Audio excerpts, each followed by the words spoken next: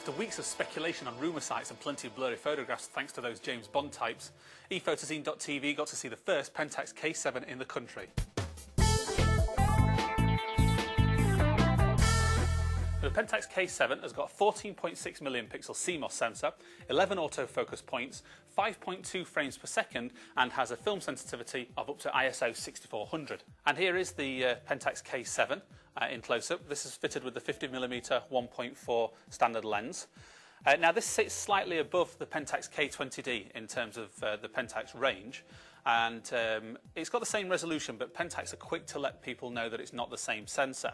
Jonathan Martin, who's the national sales manager for Pentax, he confirmed that these are exciting times for the company, as they've never been in this area before. Now what he's referring to there is the prosumer market. He doesn't think that the Pentax have been in there. It's a little bit of a surprise for us, because we've thought for the last couple of years that they've been in there with the K20D. Now if we have a quick look around the camera, we'll first of all start on the top. You've got your command dial here with your usual settings that you'll find on any Pentax DSLR, but there's also now the addition of the video mode because the K7 actually does HD video. I love this new squared off built-in flash just in front of the hot shoe.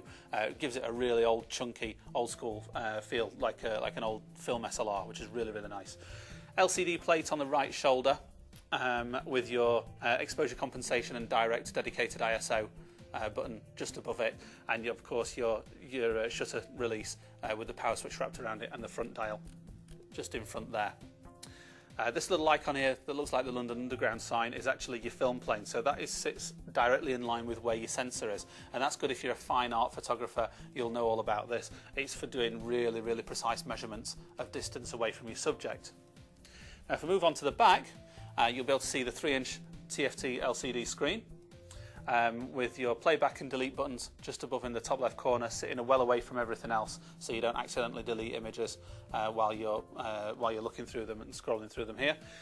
Your rear dial there is for adjusting things like shutter speed when you're in manual mode, but also uses as your zoom when you're in the playback menu.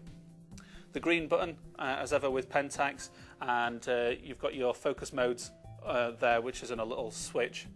The AF button is for focusing when you're in live view mode. You can actually focus in auto. It still clinks the mirror up like it did doing the K20D, which is a shame, especially with the advent of cameras like the new Olympus range, which actually can do live view focusing with the image still on the screen. LV is your dedicated live view button now, and you've got your navigation pad here, which also doubles up as your self timer, white balance setting and flash settings. The info button brings up all things like your histogram and also image information on the screen when you're playing back images, and your menu takes you into the main menu system. If we flick the camera on, we're instantly shown with some basic features, such as saying what mode we're in, the shutter speed we're in, and aperture there, and the ISO setting as well. You've also got your exposure compensation dial just underneath, what flash mode you're in, your drive, your white balance, and colour picture settings. That's where your focusing is set to at the moment. I'm on centre spot selective, but I can move that around if I want to, and if I do move it around, it'll show me whereabouts on the grid it's actually set.